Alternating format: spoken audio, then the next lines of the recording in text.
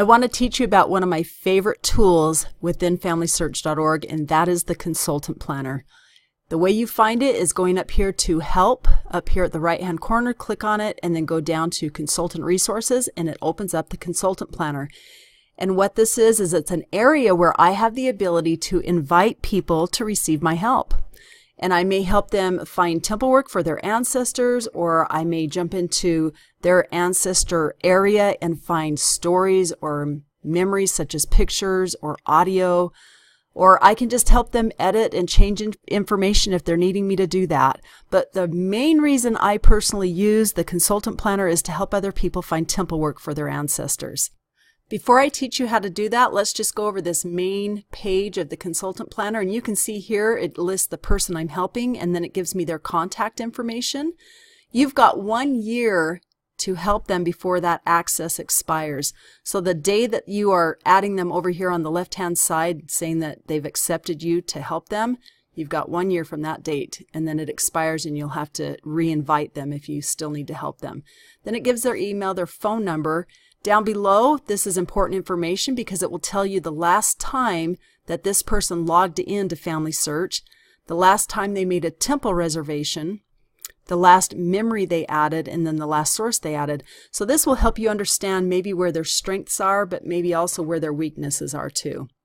This next area is my favorite view that there is in this because this is where I use it to go find temple work for other people. So this actual view here is just showing me where these ancestors came from. And so my strength lies within the United States, so I try to stick to helping people find ancestors within the United States to do temple work for. Other people may love Mexico or other countries. Whatever your strength is, just know that's where you want to be guided to go find temple work for that person. By hovering over these different little squares, it just tells me who I'm looking at and gives me just a little summary of that person. If I click on it, it actually brings up their summary card. So I can see it in a much bigger view and see their personal vital information. And then I'll just click out to move on to somebody else. Now this little drop down arrow here shows me that I can actually view all of these ancestors with their birth years. So once again, if I want to work with someone in the late 1700s or early 1800s, all I have to do is just hover over them and I can find out the year that they were born, and that is very helpful too. But by all means, just know it's color coded, so all the green I know were born in the 1800s, all these orangish colors, 1700s, and like that. All right, next one shows you memories. Which ones have 2 or more memories, 1, 0, and down to nothing. So that may help you know where you can go help somebody add memories to their tree. Then you've got show sources. So these are ones that if it's dark purple, they've got 4 or more sources, and then down to nothing. The one that I find that helps me the most is this birth country one, so that I can, of course, go look for that temple work that I'm wanting to do for them. All right, let's go over here to the right-hand side. These are possible opportunities here. And this first one is the computer went out and found this person temple work that they believe is ready to do. So when I click on that, it gives me 3 different people. I previously clicked on this one so you could see it. And when I go over to her page, it actually shows me that everything has been reserved except the sealing to parents. And so, of course, this person has no sources attached to them, so that isn't too cool. But before I ever go do temple work, I'm going to want to attach sources to give enough evidence that this person really was a person in my tree and that their vital information is accurate. And we're going to be going over how to do that in a little while. So just know I've really learned that these names that end up in your temple opportunities list are kind of weak, but sometimes they really come out pretty nice. All right, the next one down here is people who may need information added to their tree in order for you to be able to do the temple work for them. I like it when the computer finds these different ancestors for me because really sometimes I just have to go attach sources to them and update their vital information, and then I'm capable of doing that temple work for them. So I really do like this list of people that they find here for us that need more information added. This next area would show us ancestors who we need to get permission for doing their temple work. And that's because they were born within 110 years. So here we are in the year 2018. Anyone born before 1908, I would need to get permission to do that temple work for them. So just be aware of that.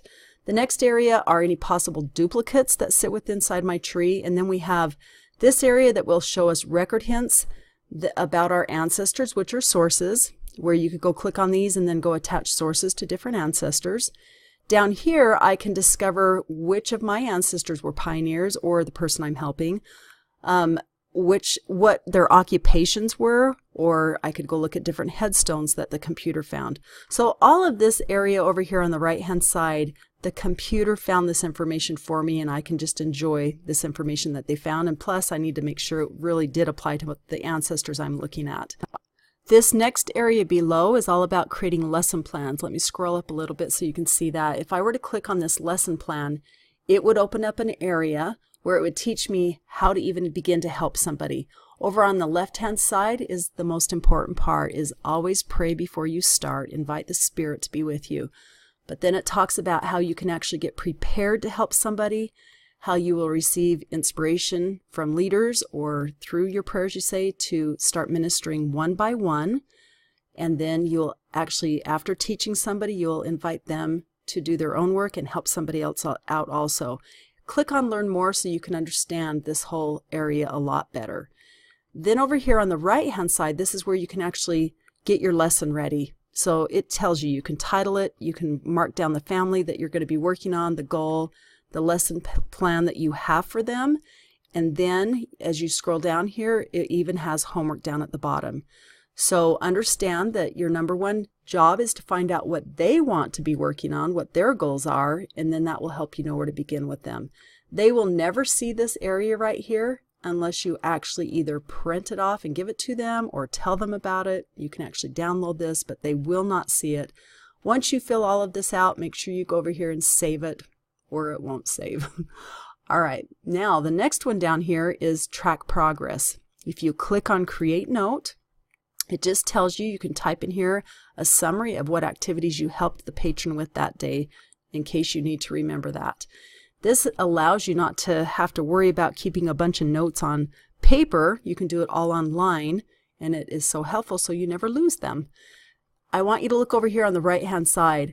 This is a green flag. I don't know what else to call it, but it tells you who you're helping. If you want to stop helping somebody, all you have to do is click on the X, and that stops you from helping that person, and it puts you right back in your own tree. Let's get to the fun part of finding temple work for other people now. So this is the actual fan chart that I'm looking at. I'm going to stick with the United States because that's where my strength is, but also you can see that that's where most of my ancestors came from.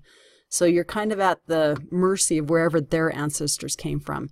Your goal is to find an ancestor that was born in the late 1700s or early 1800s.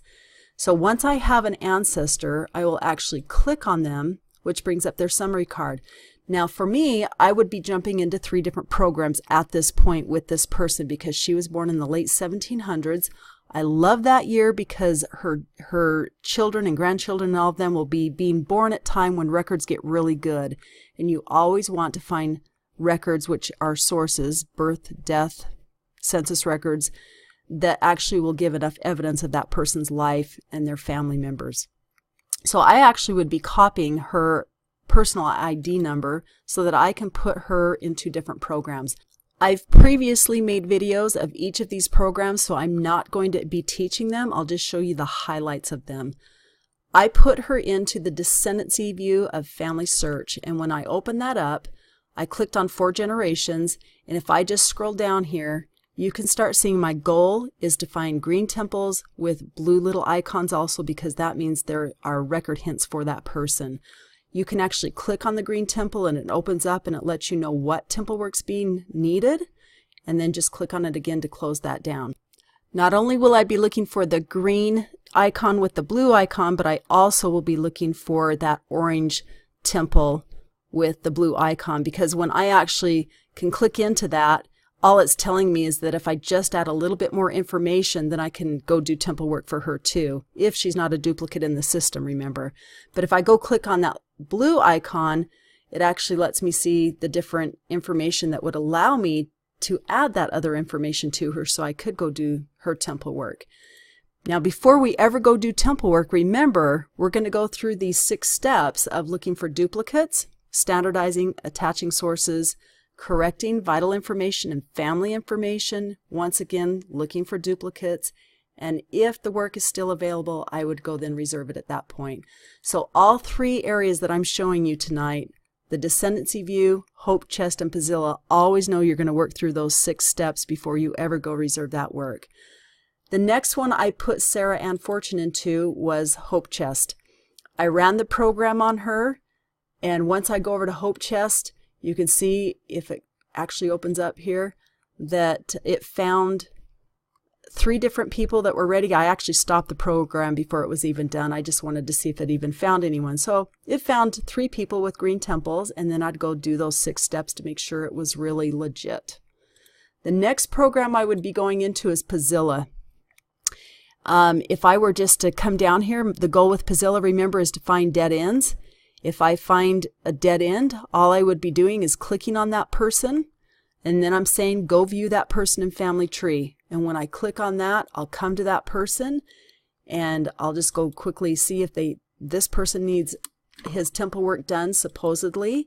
But then I would once again go through the 6 steps to go make sure that this person has not already been added into the system before with a duplicate, or that he lived long enough to be able to do that temple work for.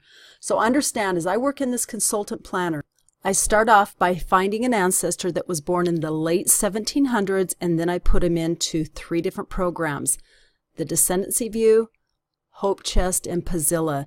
And the reason I do these 3 different programs is because I like to find the one that is the most powerful for that particular ancestor, and then I can get moving forward with going over those 6 steps to understanding if they really do need that temple work done and cleaning them up. Now, I want you to realize that I have videos done on each one of these 6 steps so you can understand them completely. I completely forgot to even mention why we start with ancestors from the late 1700s, and that's because we're doing descendancy research. In order to find temple work much easier, you always want to start with late 1700s or the early 1800s and start going through their descendants. And those 3 programs that I talked about are really powerful for descendancy research. I will be creating another video on the consultant planner to help somebody who is a lot younger than me, because you can see that my line hits that late 1700 error, but younger people don't. And so the goal is, okay, then how do I get these ancestors moved down to the inside of that fan chart so that I can find those late 1700 ancestors? So that will be next.